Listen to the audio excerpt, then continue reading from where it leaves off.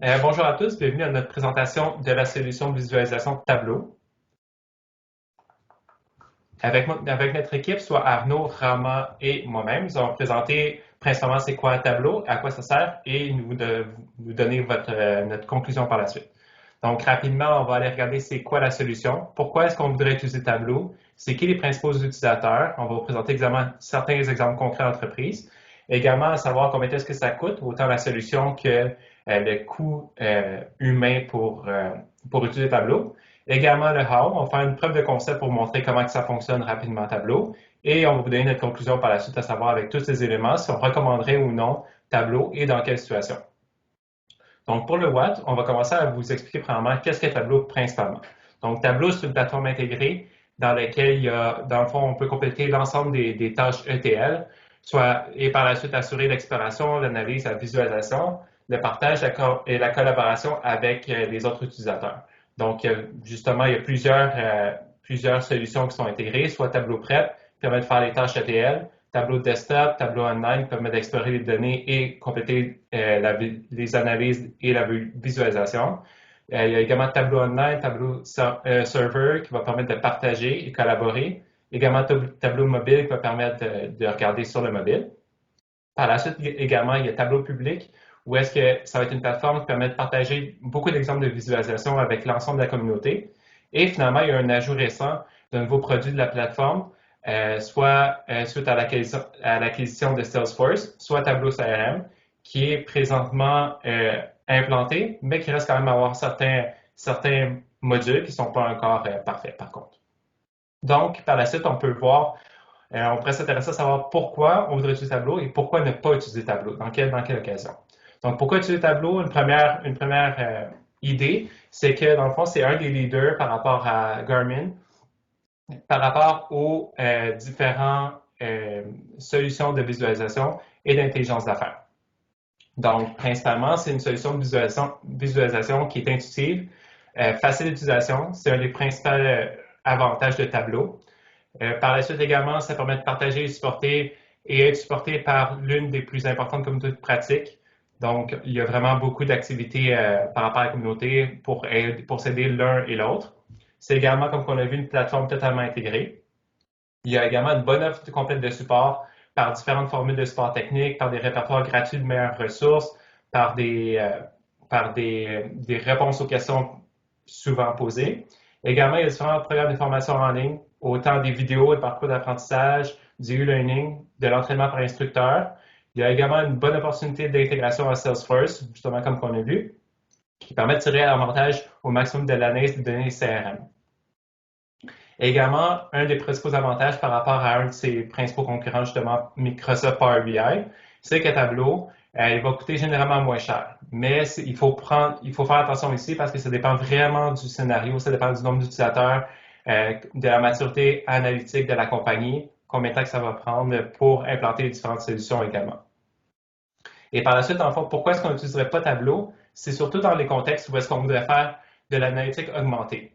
Donc, Tableau, par rapport à ça, c'est super pour la visualisation, mais par contre, quand on commence à faire de l'analytique augmentée, soit par exemple avec de l'AI ou quoi que ce soit, actuellement, les capacités sont relativement faibles.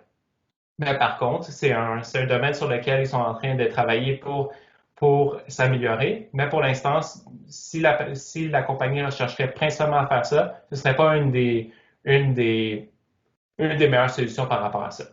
Donc maintenant, on va regarder un peu qui utilise Tableau concrètement.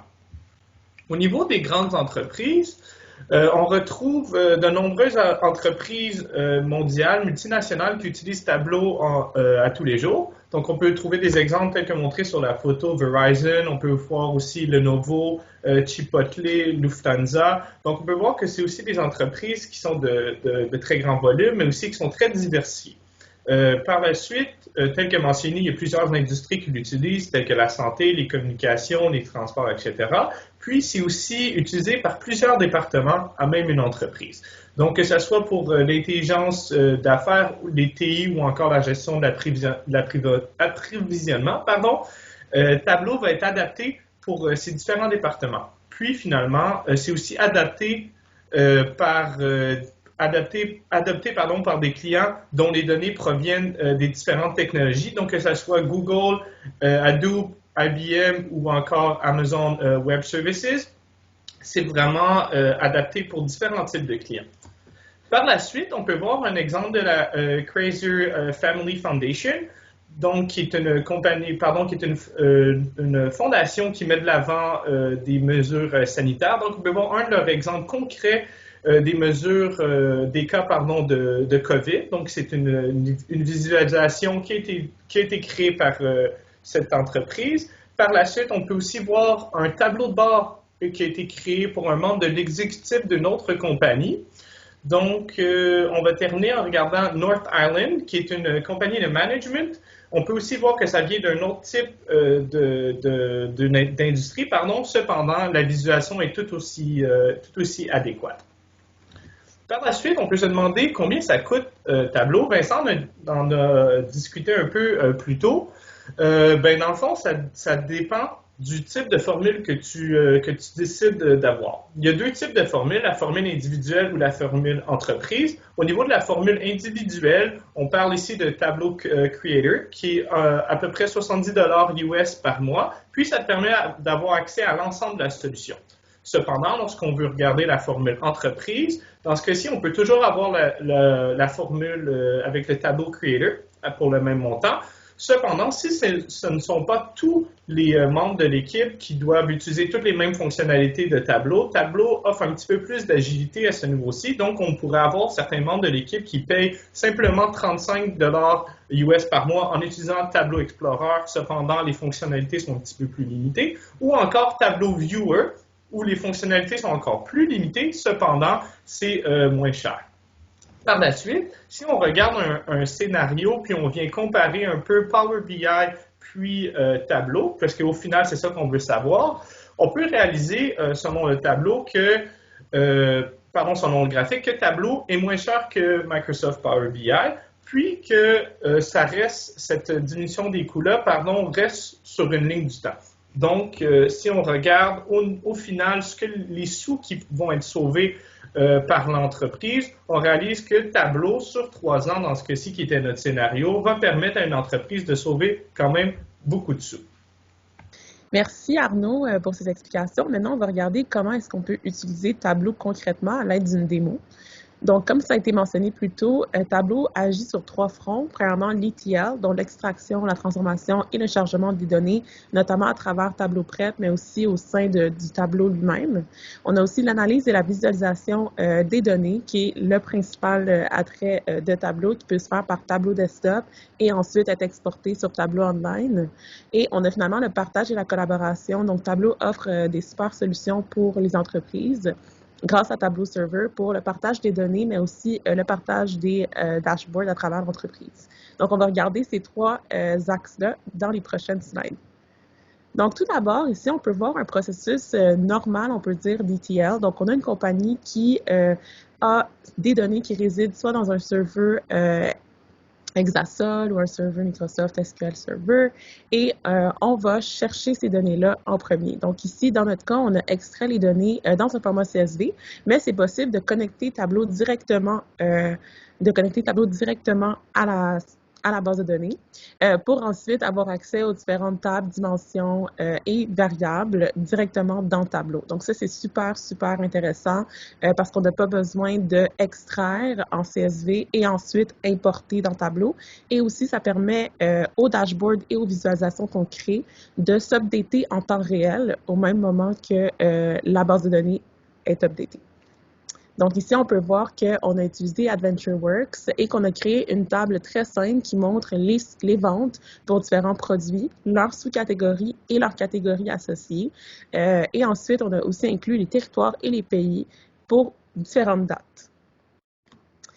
Donc, ici, on va regarder Tableau Prep. Donc, Tableau Prep, c'est un outil, comme on a dit, qui nous permet de modifier les données avant même de les amener dans la visualisation. Donc, c'est quelque chose qui a été rajouté par Tableau très récemment. Ici, on peut voir que j'ai ajouté ma table de données créée dans SQL dans Tableau Prep et que j'ai modifié les différents noms. Donc, ici, les original field names étaient F1, F2, F3. C'est un peu compliqué. Donc, j'ai remplacé ces noms-là par produits, catégories, sous-catégories pour que ce soit plus facile pour la visualisation. On peut voir ici un autre exemple de modification qu'on peut faire dans Tableau Prep, donc les territoires. Donc, j'ai changé le type de variable qui était en ABC, donc on va dire en character, et je l'ai transformé pour des countries. Donc, ça va vraiment aider. On a aussi Northeast, Northwest, Southeast, Southwest et Central, qui se référaient à des régions des États-Unis. Donc, j'ai décidé de les grouper ensemble pour faciliter, encore une fois, l'analyse et les visualisations. Donc, ça, c'est des exemples de choses qu'on peut faire dans Tableau Prep. Et suite à ça, on a un flow. Donc, on appelle ça un prep flow avec toutes les étapes qui ont été faites pour modifier le dataset original. Qu'est-ce qui est intéressant avec ça, c'est qu'on peut réutiliser ce flow-là. Donc, à chaque fois qu'on va venir importer un nouveau CSV ou qu'on va avoir des modifications qui vont être faites à la base de données, ce flow-là peut rouler automatiquement et ensuite se connecter, encore une fois, à la solution tableau principal où est-ce qu'on va faire les visualisations. Je vais vous montrer un exemple de workflow un peu plus compliqué. Donc, ça, c'est un workflow que j'ai utilisé en entreprise où est-ce qu'on avait plusieurs sources de données, qu'on devait les mettre ensemble, faire des unions, qu'on devait nettoyer beaucoup les données et ensuite qu'on devait créer des outputs qui allaient aller vers des visualisations qu'on allait utiliser au sein de l'entreprise. Donc, maintenant, on va regarder Tableau. Donc, on va regarder une visualisation de base. Donc, comme vous voyez, tout se fait en drag and drop. Donc, ici, on va chercher à regarder l'évolution des ventes à travers les différents mois pour les différentes catégories qu'on a. Donc, tout se fait en drag and drop, tout est très facile d'utilisation et on voit à gauche tous les champs de notre table. Et ensuite, sur l'espace principal, on peut voir en temps réel notre visualisation qu'on crée, ce qui est super intéressant. Donc ici, ça m'a pris en gros 5 secondes pour faire une visualisation de quelque chose qui, sur Excel ou sur d'autres solutions, prendrait un peu plus de temps. Donc, c'est facile de faire des analyses au sein d'une équipe ou de répondre à des questions que parfois nos gestionnaires ou d'autres collègues pourraient avoir. Maintenant, on va voir deux trucs qui sont super intéressants chez Tableau. Donc, la création de variables. Donc, ici, on peut voir que j'aimerais calculer le profit dans cette visualisation-ci pour toutes mes sous-catégories. Donc, je peux voir ici que j'ai juste à littéralement soustraire mes sous-totaux de mes coûts de marchandises et ma variable profit est créée. Qu'est-ce qui est intéressant avec ça, c'est que, encore une fois, on n'a pas besoin de coder, c'est super facile d'accès pour n'importe qui et il y a encore une fois la rapidité qui est là. Et c'est quelque chose qu'on peut venir, c'est un champ en fait qu'on peut venir ajouter facilement à notre visualisation. Ce qui est à noter aussi, c'est que tous ces changements qu'on fait, puis ces nouvelles variables qu'on crée, n'affectent pas la base de données originale. Donc, il y a aussi une intégrité des données qui peut être respectée. Et il y a certaines fonctions ou des add-ons qu'on peut acheter de d'autres compagnies si on veut modifier la base de données initiale par la suite. Donc, ce n'est pas une pratique courante, mais j'ai vu des cas, notamment en comptabilité ou dans le département de finances, quand on veut approuver ou ne pas approuver certaines dépenses, on peut le faire au sein de Tableau ou modifier même la nature de la dépense et c'est reflété dans la base de données originale ou dans un entrepôt de données. Donc, ça devient intéressant, encore une fois. Finalement, on peut avoir aussi de l'ajout d'interactivité, donc ajout de filters, ajout de paramètres qui vont venir ajouter de l'interactivité pour l'utilisateur. Donc ici, par exemple, on voit les ventes versus le coût de la marchandise et je suis en train de rajouter des filtres de catégories, de territoires et de pays. Maintenant, moi, je me dis, je voudrais voir comment les ventes varient versus le coût de marchandise en fonction des différents pays. Donc ici, je peux venir sélectionner le Canada et je peux exporter cette visualisation-là et le reste de mon équipe peut venir jouer avec ça pour répondre à leurs questions facilement. Donc, l'interactivité est définitivement quelque chose qui est super important quand on parle de tableau et c'est certainement un de ses attraits majeurs. Finalement, l'utilisation des couleurs qui super importante dans tous les dashboards. Il y a beaucoup de visualisations de tableaux qui se basent sur les couleurs. Et par exemple, ici, on peut voir les profits par sous-catégorie et rapidement, je peux voir que bikes, en fait, les road bikes font beaucoup de profits juste à cause de cette gradation de couleurs-là. Donc, c'est aussi un autre aspect de base, mais qui est super utilisé dans les entreprises. On peut aussi penser à des grilles où est-ce qu'on peut voir les profits en vert et les déficits en rouge. Donc, ça facilite encore une fois l'analyse pour l'utilisateur. Maintenant, je vais vous présenter un exemple de tableau de bord. Donc, tout ce qu'on a présenté avant, c'était des visualisations individuelles. On peut tout mettre ça ensemble et avoir des filtres qui s'appliquent à toutes ces visualisations. Donc ici, on peut voir un tableau de bord de campagne qui a été réalisé pour une fondation et on peut voir quelle campagne de courriel a bien fonctionné versus moins bien fonctionné. Donc ça peut devenir un outil que l'équipe marketing peut utiliser pour évaluer sa performance. Et si on utilise les solutions de tableau prep, on pourrait créer un flow, comme ça, à chaque fois qu'on a de la nouvelle information, du raw data qui vient de notre CRM, rapidement, c'est ajouté au tableau de bord. Donc, ça devient super intéressant, facile et ça s'update automatiquement. Finalement, les serveurs d'entreprise. Donc, en gros, ici, je vous montre un serveur que j'ai à mon travail, que j'ai eu l'autorisation de vous présenter. Donc, on peut voir ici, je vais juste repartir la vidéo, mais on peut voir ici qu'on a accès à toutes nos visualisations, qu'on peut créer des folders, qu'on peut voir et qu'on peut régler les accès. Donc, certaines personnes ont accès à certaines choses versus d'autres qui n'ont pas accès à d'autres choses. Et que c'est une interface super facile d'accès qui fonctionne sur mobile, sur iPad et sur le desktop. Donc, c'est super intéressant pour, par exemple, nos VP ou un collègue qui est dans une équipe totalement différente de la nôtre. Ils peuvent accéder à leur dashboard très facilement. Finalement, dernier point, on a Tableau public et le learning. Donc, il y a une très grande communauté Tableau, comme ça a été mentionné par mes collègues auparavant. Et cette communauté publie souvent des exemples de dashboard, des analyses qu'ils font et qui sont souvent très créatives et super belles à regarder sur Tableau public. Donc, c'est vraiment un endroit où je vais chercher de l'inspiration quand je vais faire des dashboards. Et il y a aussi une communauté de learning où est-ce que pour un montant très bas par mois, on peut aller apprendre à comment connecter R ou Python à Tableau. On peut apprendre des techniques de dashboarding avancées ou aussi des applications en fonction des différents départements au sein des entreprises. Par exemple, comment visualiser des sondages de RH dans Tableau. Donc, c'est là où ça devient vraiment intéressant parce qu'au niveau de tout ce qui est éducation et avancement des utilisateurs, Tableau met vraiment une grande emphase sur cela. Donc, c'est tout pour le how. Donc, on a vu comment on pouvait utiliser Tableau Prep, Tableau en général, les serveurs Tableau et aussi Tableau public. Donc, je vais passer le relais à Vincent. Donc, finalement, on arrive à la conclusion, à savoir so what. Dans le fond, c'est quoi nos conclusions? C'est quoi notre réflexion sur l'utilisation de Tableau? C'est quoi l'avenir? Et enfin, ce serait quoi notre recommandation d'adoption ou non de la solution? Donc, on arrive à trois principales conclusions. Donc, d'une part, la solution de Tableau, c'est vraiment une solution de visualisation qui est facile d'utilisation, qui est complète, qui est intégrée. Donc, ça, c'est vraiment les bons points. C'est les gros avantages qui sont ressortis dans les différentes analyses qu'on a regardées. Par contre, le petit bémol de Tableau, c'est que c'est pas encore l'une des meilleures solutions pour l'analytique avancée. Donc, si par exemple l'entreprise recherche plutôt une solution qui va permettre d'aller faire beaucoup de AI, des différents types de AI, dans ce cas-là, c'est pas nécessairement la meilleure solution à adopter. Et finalement, enfin, de par le scénario qu'on a analysé, Tableau versus son principal concurrent, Power BI, il y a un avantage de coût par rapport à la principale justement solution alternative qui est Power BI. Une des principales raisons de ces coûts, c'est justement relié à sa facilité d'utilisation qui permet d'économiser du temps de travail. Donc, les employés vont arriver à un résultat plus rapide, donc ça permet d'économiser de la main-d'œuvre et c'est pour ça que, dans le fond, on arrive à un avantage de coût.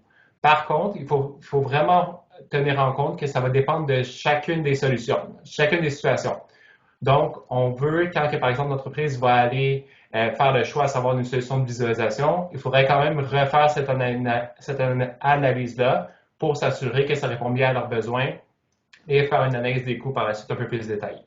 Donc, en gros, ce moment, Tableau, c'est une super solution pour la visualisation, on recommande. Et par contre, le seul bémol, c'est analytique avancée, c'est pas la meilleure solution. Donc, ceci me fait notre présentation. Nous espérons que vous avez appris à travers la présentation à savoir qu'est-ce que Tableau, à quoi bon utiliser Tableau, qui sont les principaux utilisateurs actuels de Tableau, et également à savoir combien est-ce que ça coûte d'implanter cette solution, et également de l'utiliser, et également à savoir comment est-ce qu'on peut utiliser Tableau en entreprise. Donc, nous serons par la suite bien sûr ouverts à répondre à vos questions, et d'ici là, nous vous souhaitons une superbe journée. Au plaisir, au revoir.